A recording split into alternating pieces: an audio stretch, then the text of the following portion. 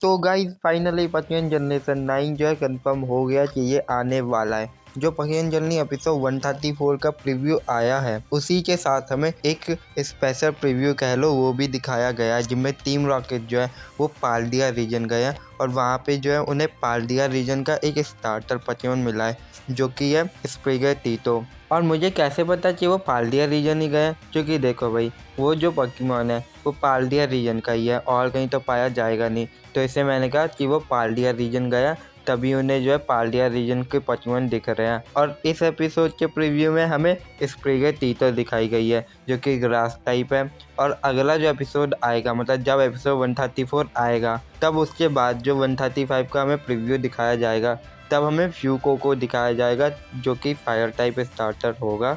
फिर उसके बाद जो है जब 135 होगा जो कि जर्नी का एंड एपिसोड होगा मेरे हिसाब से, तो उसके बाद जो है हमें क्वेथली दिखाई जाएगी और उसके अगले हफ्ते जो है जनरेशन 9 जो है शुरू हो जाएगा। क्योंकि हमें इतना पता चल गया है जो पकियन जर्नी एपिसोड 135 के बाद भी एपिसोड आएंगे पॉकीमॉन के, जो टीवी पे उन्होंने शेड्यूल कर रखा है कि जो 16 दिसंबर और 23 दिसंबर इन 2 तारीख को भी पॉकीमॉन का एपिसोड आएगा। क्योंकि एपिसोड 135 का टाइटल ही ऐसा एकदम एंडिंग जैसा, उसका टाइटल है Pokemon I am glad to have met you.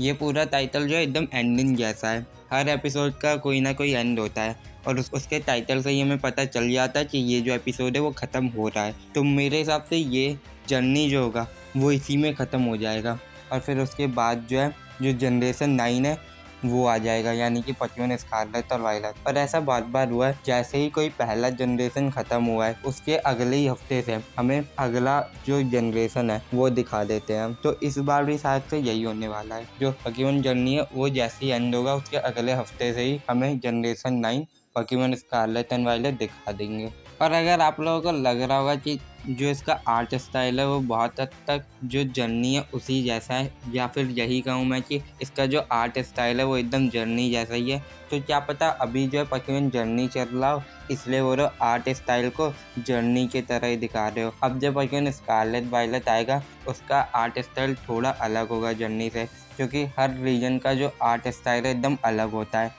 हम कोई सा भी देख रहे किसी का भी सेम नहीं होता, हाँ थोड़े बहुत सेम हो जाते हैं लेकिन उनका आर्ट स्टाइल अलग होता है, एकदम ही सेम कोई भी नहीं होता। तो ये भी ऐसा ही होगा, क्योंकि अभी पॉकीमॉन जर्नी चल रहा है इसलिए इसका आर्ट स्टाइल जर्नी जैसा ही है। जब जनरेशन 9 होगा जब उसका आर्ट स्टाइल बदलेगा तब हमें वैसे ही दिखाएंगे कि हाँ कि इसका आर्ट स्टाइल अलग है, एकदम जर्नी जैसा नहीं है। उन्होंने कभी ऐसा नहीं किया तो इस बार भी वो ऐसा नहीं करेंगे। और जो एपिसोड 133 है जिनमें प्रोजेक्ट म्यू फाइनली स्टार्ट हो गया है उसमें हमें टोक्यो के पास विरीजियन दिखाया गया है। और अगर आपको पता नहीं है तो मैं ये बता देता हूँ कि जो विरीजियन है वो पॉकीमॉन जनरेशन 9 में एक पैराडॉक्स पॉकीमॉन भी है, मतलब उसका जो है एक फ्यूचर फॉर्म है उसमें। अगर पैराडॉक्स फॉर्म आपको नहीं पता तो ये बता देता हूँ कि वो एक पॉकीमॉन का पास्ट और फ्यूचर फॉर्म होता है। वो कोई पास्ट फॉर्म भी हो सकता है या फ्यूचर भी, जैसे डॉनफेन का ये रहा पास्ट फॉर्म, ये रहा फ्यूचर फॉर्म, और गार्डेवॉर ये रहा उसका फ्यूचर फॉर्म,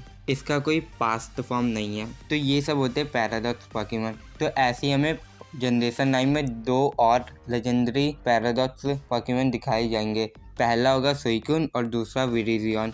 और आप थोड़ा समझ गए होंगे, जो गो है उसने सुइकुन को पकड़ा था बहुत ही पहले और अब सुइकुन का पैराडॉक्स फॉर्म आएगा और वो जो होगा वो पास्ट फॉर्म होगा। और टोक्यो ने अब विरीजियन को पकड़ा है तो उसका जो है फ्यूचर फॉर्म आएगा, जो कि अभी तक हमें दिखाया नहीं गया है। मुझे लगता है वो एनीमे में ही दिखाया जाएगा और जो गेम आएगा, गेम के और भी जो वर्जन आएंगे उसमें हमें इनके जो पैराडॉक्स फॉर्म है वो दिखा दिए जाएंगे। तो हाँ, उन्होंने ये भी हमें थोड़ा हिंट दिया है पैराडॉक्स फॉर्म के बारे में। अब थोड़ा एपिसोड 134 के बारे में बातें कर लेते हैं कि एपिसोड 134 में क्या होने वाला है। तो जैसा कि हमें प्रीव्यू में दिखाया गया था कि वो लोग जो फाइनली अपने पॉकीबॉल को दोबारा से यूज़ कर पाएंगे। वो किसी कारण से अपने पॉकीबॉल को यूज़ नहीं कर पा रहे थे और इसका ज़्यादातर मेन जो कारण है वो म्यू ही हो सकता है। म्यू की वजह से ही वो लोग नहीं कर पा रहे, म्यू ने उन्हें रोका हो कि वो पॉकीबॉल ना यूज़ कर सके। कोई भी वहाँ पे टेक्नोलॉजी काम नहीं कर रही थी, तो ये म्यू का ही काम हो सकता है। और फिर प्रीव्यू में हमें दिखाया गया था वो अब पॉकीबॉल को यूज़ कर सकते हैं और वो म्यू से भी फाइट कर रहे हैं। और प्रीव्यू में हमें एक जगह ग्राउडन और कायोगर इन दोनों की फाइट भी दिखाई गई है। दोनों एकदम आमने सामने आ गए, एकदम लड़ रहे हैं। तो मुझे लगता है जब वो दोनों लड़ने लग जाएंगे तभी जो होगा उधर म्यू आ जाएगी और म्यू जो है उन दोनों को रोक देगी कि नहीं, यहाँ पे नहीं लड़ना। ये सब हमने अभी तक रिक्वाजा को ही देखा है कि वही इन दोनों को रोक पाता है ना लड़ने से। अब जो है पहली बार हम म्यू को देखेंगे कि वो कैसे रोकती है इन दोनों पोकेमॉन को, क्योंकि हमें पता है ये दोनों पोकेमॉन जब भी साथ में आते हैं तो एकदम लड़ने लग जाते हैं। तो अब देखते हैं म्यू इन्हें कैसे हैंडल करती है। फिर ऐसा हो सकता है जो म्यू है वो ग्राउडन और कायोगरे दोनों से फाइट की है और दोनों को रोकी है।